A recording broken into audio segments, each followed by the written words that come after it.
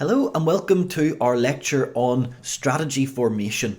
This is an introductory lecture, just covering areas such as what is strategy and how do we make strategic decisions and what is a strategic decision, as well as how to plan the strategy within the business. Finally then we'll look at governance, those guys that actually implement the strategy once we've decided what it is. This will set the scene for the rest of the module. This really says, right, what is it that we're going to be looking at and how will the module be structured? So strategy, first of all. Strategy is defined by Johnson, Scholes and Whittingham, who are three guys who wrote a book called Exploring Corporate Strategy, as the long-term direction or scope of the firm. So what can we take from that? Well, first of all, it's the long-term direction or scope. We're not really thinking about short-term decisions. Those are simply that, decisions, rather than a strategy for the direction that the firm should take. Now, when we think about those long-term decisions, those long-term direction or scope areas, well, we need to think about whether we're achieving competitive advantage. So the long-term direction or scope will achieve that competitive advantage, and it will make best use of the resources that we have available to us within the firm. Lastly, we need to fulfill stakeholder expectations. We'll talk a lot in the rest of this module about stakeholders. We'll be able to identify them, we'll be able to categorize them, and we'll be able to really think, what do they want from the business? When they want that, well, how can we actually provide it to them through our strategy? So strategy is defined as the long-term direction or scope that achieves competitive advantage through best use of resources and that fulfills stakeholder expectations. So if you're thinking of a strategy in the exam, then that's what you need to think of, something that it does all of those things. To simplify it, I think of it as, first of all, choosing where to compete, secondly, choosing how to compete, and all of that needs to achieve competitive advantage. So if we were to sum it up, that's how we would sum it up. Johnson, Scholes and Whittingham also looked at strategic decisions and some of the characteristics that make decisions strategic rather than just decisions. Well, first of all, any of the strategic decisions made will be affected by the scope of the business, i.e. what that business actually does. So any decisions on the strategy will depend on what the business is actually doing at the minute. Also, we need to try to match the activities that we seek to do to the environment at the minute. Now, that's the business environment that we're thinking of.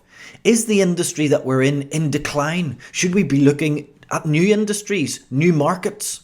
Or should we be trying to improve market share? Should we be trying to exploit the industry that we're currently in? So that's what the sort of thing we need to think about. Also, matching activities to resources. This is a big area. During this module, we'll look at what's called a resource audit. We'll determine what resources we have within the entity, and then we'll match what we intend to do to those resources so that we're making best use of them. So the resources that we'll have, we need to see how are we going to obtain any new resources that we need? How are we going to allocate the resources that we have or the resources that we obtain? And also, how are we going to control them? So how do we make best use of them within the organisation?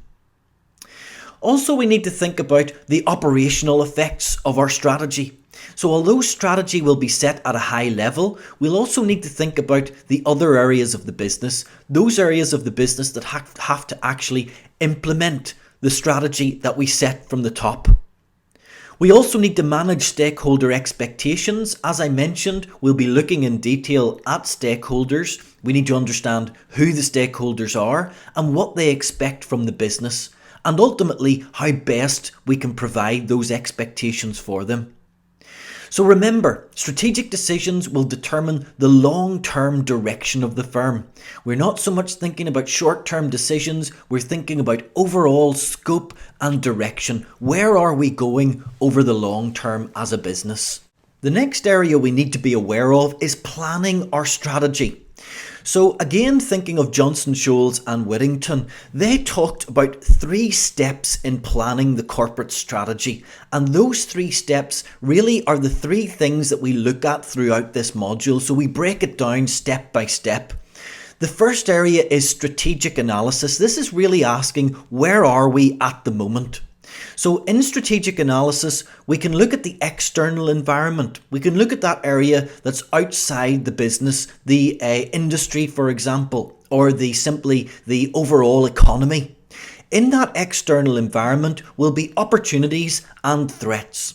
Now, opportunities will be things that the business would seek to take advantage of, things that are out there that they could take advantage of and therefore increase shareholder wealth, make profit.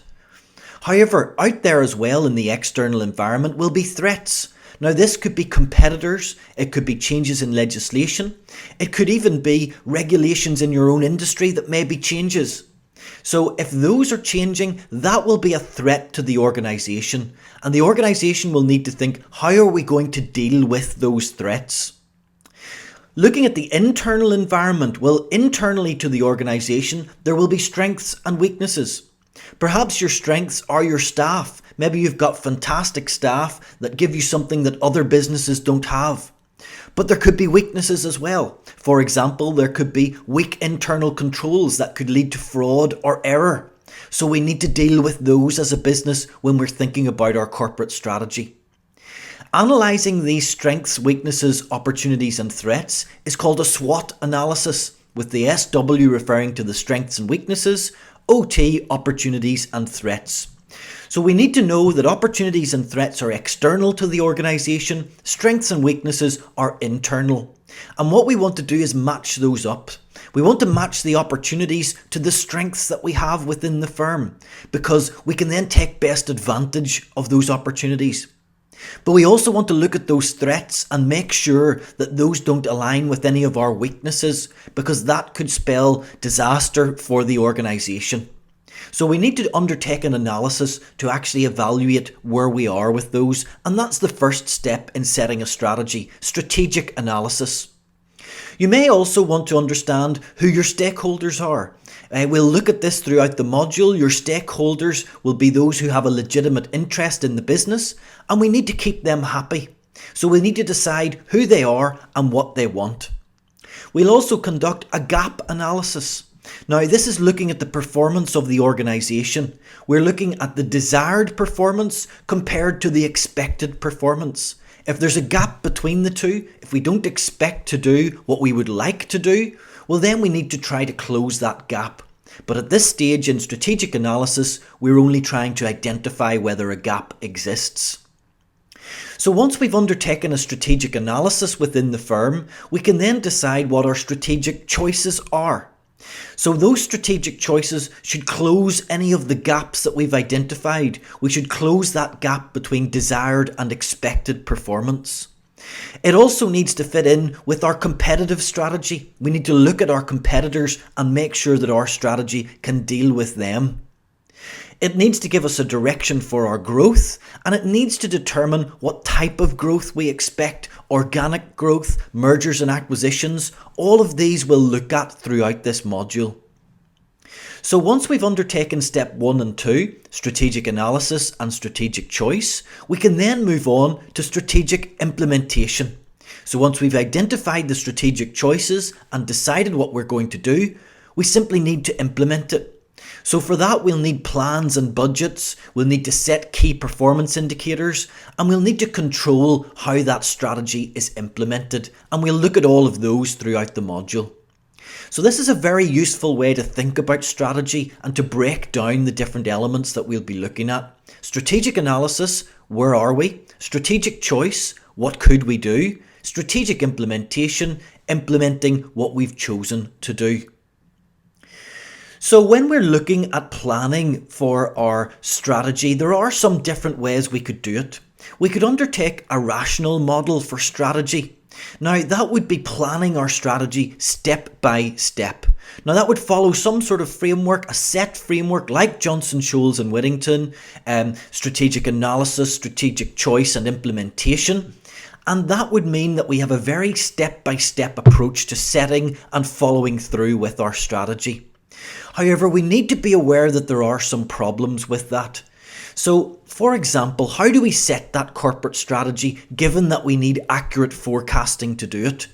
Accurate forecasting is very difficult. If you set a corporate strategy that has no scope for flexibility, well then you're relying on your forecasts being very accurate, and that's unlikely to be the case. That may result in short-termism, so focusing on those results that you can forecast more accurately, or indeed managers focusing on bonuses in the short term rather than focusing on the long-term direction of the firm. Ultimately, this may mean that following a set step-by-step framework is going to be too rigid. That can also stifle initiative because you're not allowing people the opportunity to change the plan. The plan is set, the step-by-step process is there, you can't get around it, and it can stifle initiative within the firm. It's also going to take time and cost money, which is a problem because anything that has a large amount of work involved in it will take time and will also cost the firm a lot of money.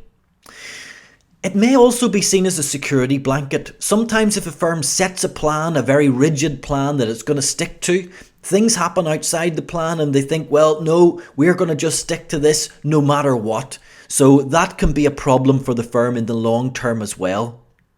You'll find, and we'll look at it later on in the module, that there can often be a reluctance to change within the organisation. So if you've set this rigid plan which involves a lot of change, there can be a friction with the employees when you try to implement that change. And we'll look at how to reduce that whenever we see change management later on in the module. Also, many times employees will distrust the techniques used to implement these strategies. Often it will be an outside organisation, consultants that come in to set this strategy. The employees may distrust this and therefore will be reluctant to actually implement it. Also, ultimately, there is no evidence available to say that setting a rigid plan for a strategy, a step-by-step approach, actually works in practice. So what are the alternatives to this rational approach? Well, there is what's called an emergent approach to strategy. Now, this is just saying, well, let's let the strategy emerge. Let's not plan it too rigidly. So let's see where we're going. Let's see what opportunities open up. And then let's try to take advantage of those opportunities. And that will be our strategy. Now, this gives greater flexibility. So it won't stifle initiative as we saw with our rational strategy approach. So we will have flexibility to deal with different things as they come up. So it won't be a step-by-step approach. We'll simply say, right, where is the best opportunities available for this firm? And let's focus on those and move in that direction. Some other areas that you need to be aware of, approaches to setting budgets and therefore incorporating the strategy. First of all, accounting-led. An accounting-led approach to planning the strategy and setting it will be, say, to go with a 5% increase on last year's budget. Now, that may work for not-for-profit organisations or for certain areas that will have a year-on-year inflationary increase, but it won't work for all areas. Oftentimes, we have one-off expenditure, we have different things that come up due to different areas being more important in a year than other years. And therefore we have expenditure that fluctuates. So that 5% increase may not be correct for all areas of the business, but this is an approach that's often used in not-for-profit organisations. We could also use a market-led approach to planning. So this is looking at perhaps competitors or markets and saying, well, what are our competitors doing? How are we going to compete with that? And then setting our strategy and our plan based on that. A benchmarking of what those competitors are doing and looking at the markets to see what best way we can implement our strategy in those markets. Or there could be a resource-based strategy. This is focusing on the core competencies within the organisation. So you start by saying, well, what resources do we have within the organisation and how best can we use those resources to achieve competitive advantage? And that tends to be the approach that we'll be looking at most throughout this module. We also need to be aware when we're looking at planning our strategy of the different levels within the business. So looking at our little pyramid there, we can see that at the top of the organization, we have the strategic level. Now that strategic level is where the overall strategy will be set. That's at the board level. We then have the tactical level where business strategy will be set. And then at the bottom, we have the operational level where we have to actually put into place the strategy that we've decided from the top. So looking at each of these, we have the corporate strategy right at the top, the strategic level of the organization. Now, what are we asking at that level? We're asking which and new current of areas of business should we be involved in? So what areas should we be doing now? What areas do we intend to do in the future? So that's overall corporate strategy right at the top of the organization. On a business level, at this level, we're thinking, how are we going to implement that? How are we going to go into the new areas of business? How are we going to make the current areas of business better? So what we're asking here is, how can we make a success in the chosen market that we have, either the current market or a future market that we tend to go into? Lastly, at that functional or operational level, well, we're looking at the operations within the business. We're asking, how are our marketing department, our HR, our information systems, our IT systems going to deal with this new strategy that we're going to implement? So do be aware of those different levels within the business and how the strategy feeds down from the top, but will affect all areas of the organisation. When we're thinking about that top area of corporate strategy, we're thinking about those in charge. Those charged with governance is how we might put it. So we need to understand what the relationship between the directors and the firm is, and also those directors, what do they have to do? What are they required to do under corporate governance requirements? So first of all, looking at the directors, the duties of the directors will incorporate all of the following. So they'll have to act within their powers. They can't usurp the power of others. They must act within the powers that have been dictated to them. They also have to promote the success of the company. They're there on behalf of the shareholders to run that organisation. So they need to seek to make sure that that organisation is successful. To do that, they need to use independent judgment. So particularly non-executive directors who are there to provide that independent view, they need to make that judgment independent of influence from others, be that other organisations, other directors or other bodies. Also, they need to take reasonable care, skill and diligence. So they're not just there to make the money. They're there to actually use care, skill and diligence and promote that success of the company, make it better in some way.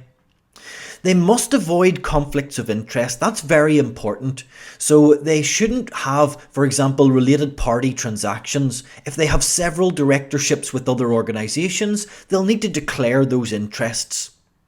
So they shouldn't benefit from any third parties within or outside that organisation. And as I've said, they must declare any self-interest, be that related parties, other directorships, whatever it happens to be. Those directors are charged with looking after shareholders' interests. Remember, they are the agents of the shareholders, and that can raise the agency problem, where the shareholders' interests are long-term successful investments, whereas the directors are maybe more interested in short-termism, bonuses, etc. So that's the agency problem, and we need to think of ways that we can deal with that agency problem. Remember also, other stakeholder interests need to be upheld by the directors. So we'll look at that in detail when we look at stakeholder analysis and how we deal with different stakeholders of the business.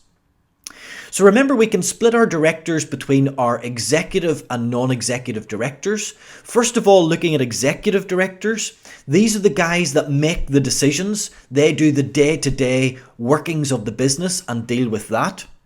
They must have full disclosure of their pay, and that pay must be set by a remuneration committee, not by themselves. So they don't decide on their own pay. And of course, that pay should be performance related. When it comes to non-executive directors, these guys are here to provide an independent view. So they should have some form of expertise in the area that they're asked to deal with. They should also have a transparent selection process. That should be through a nomination committee. And these will improve the credibility of the firm, for example by forming part of an audit committee, an independent overseeing committee that looks at the work of internal audit and seeks to oversee to a certain extent the work of the directors. So those are some of the things we need to be thinking about whenever we look at the directors within an organisation, how they should deal with the organisation and how they should behave. Thinking a little bit about corporate governance requirements then, when it comes to the board, they are required to have regular meetings, so they must meet regularly. Generally speaking, that would be once a month. There must be a separation of powers, so the same person shouldn't hold the position of CEO and chairperson or chairman on the board. So that position should be held by two different people to avoid unfettered power within the organisation. We also need a split of executive and non-executive directors, so that should be 50-50 in a large organisation, at least 2 non-executive directors in a small organisation. When it comes to reporting, there needs to be full disclosure and it must be balanced. So there must be a balanced report each year. There needs to be full disclosure by the directors.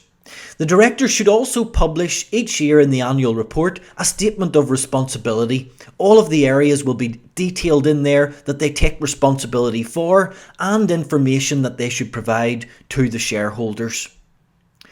So when we're thinking about strategy, what are the implications of governance and corporate governance rules and requirements on the strategy of the organisation? Well, the governance bodies within the organisation will be relatively powerful. So I'm thinking here about the Audit Committee, Remuneration Committee. These bodies will be powerful within the organisation, but that's because the governance requirements are there to make them powerful.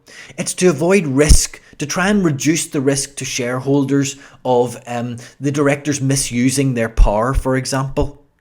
So they should also then have an awareness of the shareholders' interests by having these independent bodies and independent directors within the organisation. However, this will have an implication on strategy. The first being, we'll have a need for a tight strategy, i.e. we need to be able to back up everything that we say in our strategic direction. We need to be able to justify decisions that those governance bodies make and decisions that the directors make at a board level for the strategic direction of the firm. So we need a tight strategy that's up there with the best and can be backed up with other information. Also, we need to be aware that short-termism can occur. So we need to have those bodies looking out for that to avoid short-termism. Any strategy that we have needs to look at the long-term direction of the firm. Also, these governance bodies can actually lead to lower risk within the firm, and that's a good thing. However, that can also lead to lower return. The more risk one takes usually, the better return you're able to make. So if you're lowering the risk by having overseeing bodies like audit committees, remuneration committees, etc., well then you're going to potentially lower the return that is available to be made. But perhaps that is something that the shareholders will be willing to accept simply to get that lower risk that they will therefore have. But do be aware of it when it comes to governance requirements. It lowers the risk of the firm, but that potentially can lead to a lower return for shareholders. Let's now look at illustration 1. So this is a scenario-based illustration. It's typical of the sort of thing that will come up in the exam, and what I want to do is give you an idea of how we should be approaching these questions, how they can come up and how much detail we need to give when we're looking at the answers. So although this is the first lecture, we're also already going to start looking at different strategies. Now, it's not going to be looking at the detail of the different approaches we can take. We're simply looking at a scenario and we're going to give sensible suggestions as to what strategies they could come up with. So it's to give you an idea of what strategy means and how strategy impacts or can impact on a firm, and of course how we can apply that in the exam. Illustration 1 then is looking at a scenario. We have F, a company with various problems. Now make sure that you have read through the scenario. You might want to make some notes or even have a go at the answer yourself before you work through this with me. So you must have read the scenario at least. So looking first of all at the requirements. So requirement 1 asks us to discuss the main difficulties faced by F. Fairly straightforward.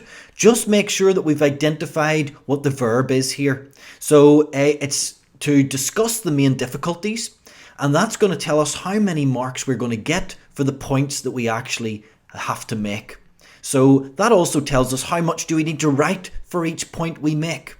Now at this level, we need to start thinking that one-line answers are not going to be enough. We're talking about 2.5, 3 lines to get 1 mark here. So make sure that we get 5 clearly discussed and relevant points to get full marks. That does not mean 5 lines. It means 5 clearly discussed points. So looking at the difficulties that F have at the moment. So I want you also to focus in the exam on structuring your answer in the way that I am here. So we've got a heading, it's underlined so that the examiner can immediately see what you're going to talk about. Then we're going to break up each point with a little discussion and then leave a line. So we're saying to the examiner, look, we've got a little bit of discussion here and we therefore want some marks for it. Then we move on to the next bit and we get our next mark for that. So the first difficulty that we have, well, we can see that the company's turnover and profits are being affected by the loss of the home market share. We've got foreign companies coming in. If we don't remedy this, it's going to lead to foreign companies dominating this market. So that's fully discussing what the problem is. It's not just saying foreign companies are coming into their main market. That's not going to be enough at this level. We need to say why that's a problem and what it could lead to.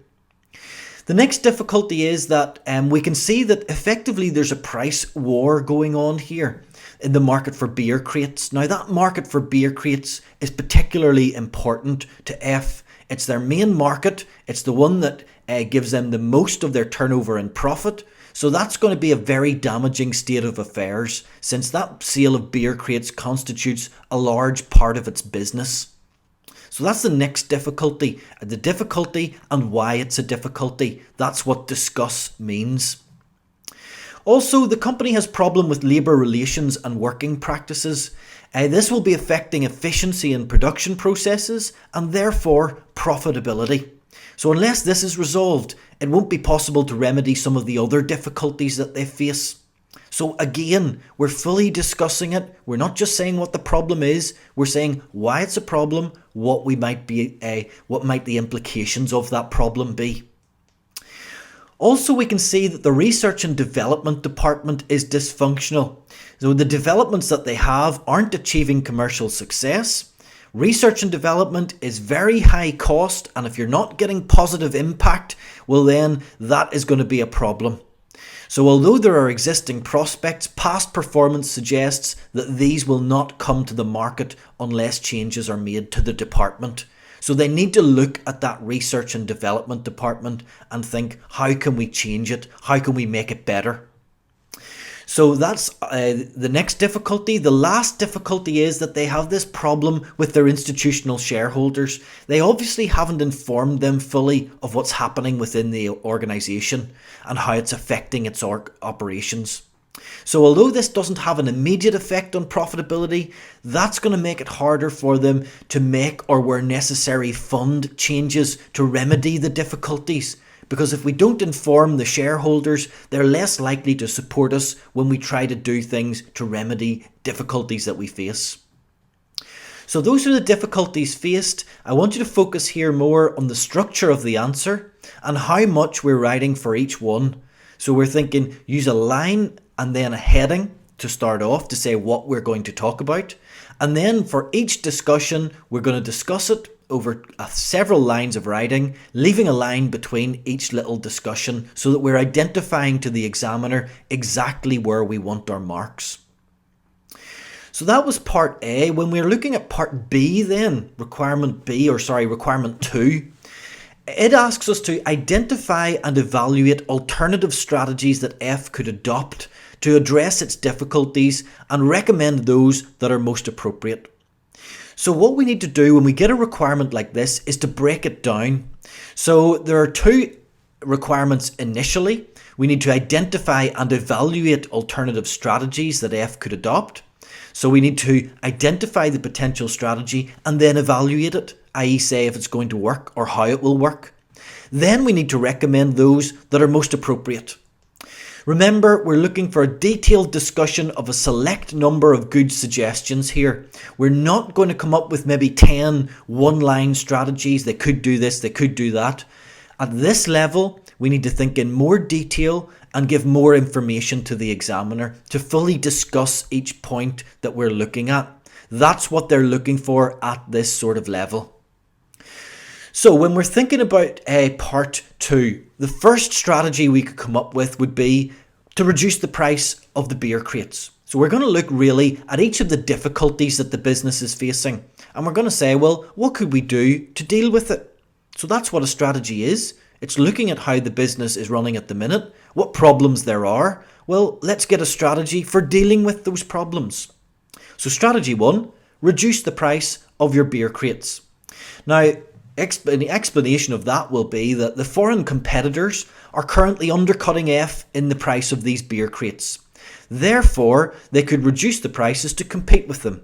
Now, to be successful in a price war like this, they'll need to do a couple of things. They'll need to, number 1, keep the prices competitive as long as the price war lasts so that they can maintain their market share. So they can't jump out of it at any stage. They need to keep the pressure on. They need to keep the prices low for as long as they can. They'll also need to try to reduce their costs to maintain their profitability. If you reduce your price, that's going to put pressure on your margin. So you'll need to try to reduce costs in line with that in order to maintain profitability. Now, the stakeholders have suggested a withdrawal from the beer crate market, but that's unlikely to be a wise move, so let's point that out to the examiner. Now, the beer crates market makes up a large share of F's business, so it's unlikely that they can simply replace that with something else in the short term. So that could be very damaging to the business if they were just to go ahead and pull out of that market altogether. So that's our first strategy, reduce the prices of the beer crates. Other things we could do, well, we could consider exporting beer crates. So take these foreign competitors on in their own markets. So we should consider producing beer crates for other markets in the world. By exporting, we could achieve larger volumes and economies of scale, and that might allow us to compete more aggressively in our home market. Maybe we could reduce our costs through those economies of scale. It does look like if we could establish a manufacturing base in other countries, we might be able to reduce our costs. The fact that the foreign companies are able to compete by importing crates to F's market, well, that suggests that there are costs in their manufacturing process that need to be dealt with. They need to reduce their costs to try and compete with these foreign competitors. And maybe going abroad and setting up a manufacturing base there could do that. The next strategy we could look at is to deal with the unions. Now, this seems to be one of the main problems that they have, the unionized work practices. So initiative ought to be made by the board to rationalise work practices within the company and make them more flexible. They currently have rigid work practices, too many labour grades, rigid job demarcation and a cumbersome negotiation system, and all of that means that they're having difficulties and it's actually increasing their costs. So as we've just said, the cost structure can be accounted for by a lot of this, and that's impeding their performance in the market. They're going to need the support of the workforce and the unions to actually change these practices, and they need to get an agreement in principle to simplify them and to make the changes required. So what can they do? Well, if they were to make these work practices more flexible, that would have several implications. Number 1, it would help reduce their operating costs. Also, it could create some redundancies. Now, both of those are going to reduce our overall costs. Redundancies means we don't have to pay those people. Now, it'll require careful consideration and negotiations with the workforce at an individual factory level. And do be aware that in the short term, the costs of the redundancies may well offset the labour cost savings, but in the long term, the benefits should be worth pursuing. Remember, strategy relates to the long term, so that's what we're interested in. The last strategy that I have thought of is to deal with the research and development issues. So it looks here like the market for beer crates is price sensitive, but there does seem to be new product possibilities in the field of electroplastics. You would imagine, based on the information, that this market is only just being created. So other elements in the marketing mix could be critically important. We could actually develop this product, market it to customers, and see big improvements. So they should develop a strategy of making their R&D investments more commercially aware. How could they do that? Well, number one, they could put greater emphasis on marketing in the group, especially in the factories responsible for the new electroplastic technology. They could encourage factory managers to find out what sort of products customers actually want, rather than just making the ones that they get excited about. Ask the customers what they want.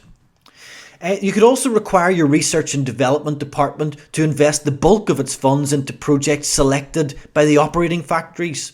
So the operating factories who know what sells and know how to produce it could actually advise the research and development department. Also then, we could look at ensuring that the research and development is adequate to keep the company at the forefront of new technological developments, maybe by setting them some targets, for example. So all in all, bringing those together, the recommendation would be to, number one, protect existing markets and market share by reducing prices as well as cutting and controlling costs. Number two, widen the market, not rely so heavily on the home market. Number three, rationalise those work practices to deal with the inflexibility within the organisation. And number four, try to exploit new technological developments by having a market-driven research and development department. So hopefully this gives you an idea of how strategy can be examined and how strategy can be used to actually deal with difficulties within an organisation. Throughout the rest of the module, we're going to be looking at specifics on how we go about developing that strategy. But this was just to give us a general feel for what a strategy is within an organisation. That was our lecture then on strategy formation. Remember, this is an introductory lecture just to say what the areas are that we're going to be looking at, to think about the different levels within the business, and of course, who sets the strategy within the business. We'll then be going on to look at a lot of these areas in greater detail throughout the module.